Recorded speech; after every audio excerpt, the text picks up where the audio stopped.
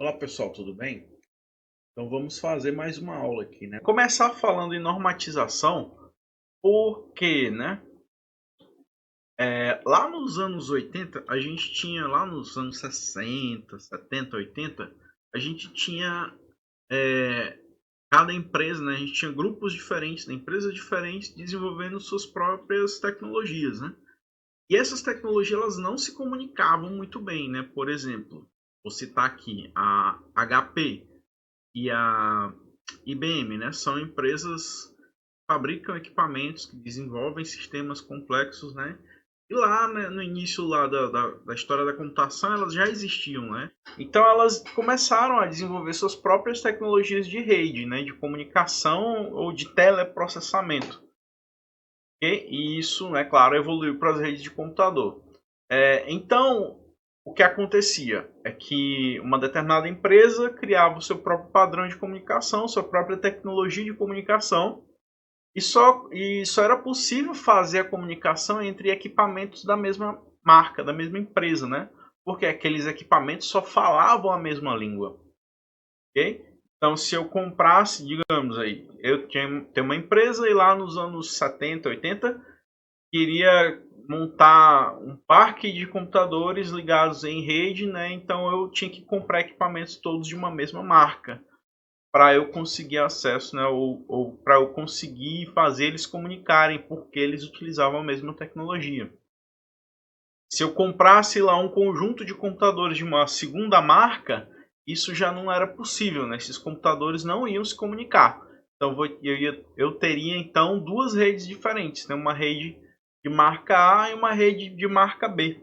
Para resolver esse problema, então, alguns órgãos, né, entraram para padronizar. Temos então os órgãos padronizadores, né, que a grande maioria se encontra lá nos Estados Unidos, né, onde tudo começou de uma maneira mais rápida ou mais forte, né? Então, os órgãos padronizadores entraram para organizar a bagunça, né? Então, lá a gente tem a ISO, a gente tem a I3E, que é um dos mais importantes, a gente tem o IETF, né, que é um grupo dentro da I3E, que padroniza as comunicações de rede. No Brasil, a gente tem a Anatel, que ela atua certificando os produtos que entram no Brasil se estão de acordo com as normas brasileiras, né? E a gente tem a ABNT, que é o órgão que cria as normas do Brasil, né? Que gera as normas brasileiras. Mas no mundo das redes, os mais importantes são o I3E e o IETF, que geram aí os termos técnicos e as referências para que os fabricantes utilizem um único padrão, né? Então, mundialmente é seguido o que esses órgãos padronizam, ok? O que esses órgãos fizeram foi criar modelos de referências, né? Esses modelos de referência serviram então para a criação dos modelos práticos, né, do que a indústria de fato usa, certo? Então, os equipamentos produzidos hoje todos seguem os mesmos protocolos, né? Eles se comunicam utilizando um determinado protocolo de rede. Né? A gente pode dizer que um protocolo é como se fosse uma língua, né? Por exemplo, falar português é usar um protocolo, a língua portuguesa, beleza? Então, lá nos anos 80, né, o modelo OSI foi proposto, né, utilizando camadas para simplificar o processo de entendimento, né, e também a separação ali entre software e hardware, né, por exemplo. E a ideia também de usar camadas simplifica a evolução dos equipamentos, dos protocolos, porque algumas partes lá do processo todo de comunicação são os mesmos desde que uma rede é rede, né? Porém, outras tecnologias vão avançando. Por exemplo, a parte de hardware, né? Todo ano a gente tem coisa nova, né? Todo ano a gente tem equipamentos novos. Então, os padrões de hardware vão se alterando, né? Vão evoluindo. E eles precisam continuar compatíveis com as camadas superiores, né? Vamos entender esse negócio de camadas. Então, o modelo de referência OSI, ele se apresenta em 7 camadas, né? A gente tem ali desde a camada física até a camada de aplicação, e ele serviu de base para um outro modelo de referência que é o TCP/IP. Segundo documentação oficial, o modelo TCP/IP ele apresenta essas 4 camadas aí, né? Que é link, internet, transporte e aplicação. A ideia de usar camadas, como eu já falei, é que as partes podem evoluir independentes uma da outra, né? A camada de link ali, a de baixo, né, ela é mais ligada ao hardware, né? Então, essa camada pode evoluir independente da camada 2 de internet, ou independente das demais camadas.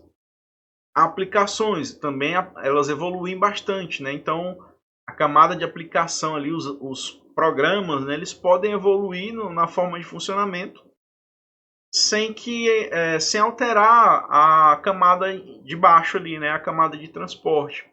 Então essas camadas elas podem evoluir dependentes uma da outra. Então, essa comparação dos modelos aqui, ó, da RFC 1122, é uma tabela de equivalência, né, porque muitos autores publicam de formas diferentes, né, essas camadas do modelo TCP/IP. Segundo o RFC, né, que é o Request for Comments, né, que é um documento oficial que é controlado lá pela EITF, segundo esse documento, né, o TCP/IP tem 4 camadas, né, que é aplicação, transporte, internet e link. Segundo alguns autores, né, Kuroz, Tannenbaum, Kommer, Stalins, eles publicam esse modelo de camadas utilizando 5 camadas. Então, no caso aqui, a pilha de protocolos TCP/IP, a gente pode observar que, de fato, funciona como se fossem 5 camadas. A gente tem aqui na camada de aplicação, né, que são os protocolos com os quais os programas que a gente utiliza lidam, né? Então, a gente tem aí diversos protocolos na camada de aplicação. Na camada de transporte, a gente tem também ali alguns outros protocolos, né? TCP e UDP são os principais. A gente tem na camada de internet o que a gente usa diariamente, que é o IP, né? Cada equipamento numa rede vai ter um endereço IP, então a gente está usando esse protocolo para isso, para endereçar, para ter endereços dos equipamentos. A gente tem ali vamos dizer assim, a segunda camada, a Ethernet, onde essa camada está relacionada direto com o hardware, tá? Os equipamentos de rede são computadores também, e eles executam software, né? Então, esse software que os equipamentos de rede executam, geralmente lidam com essa camada aí, com a segunda camada. Por isso que alguns autores publicam as 5 camadas, né? Enquanto no modelo de referência a gente vai ter 4 camadas. Mas olhando assim, separando hardware e software, a gente consegue entender por que dessas 5 camadas, né?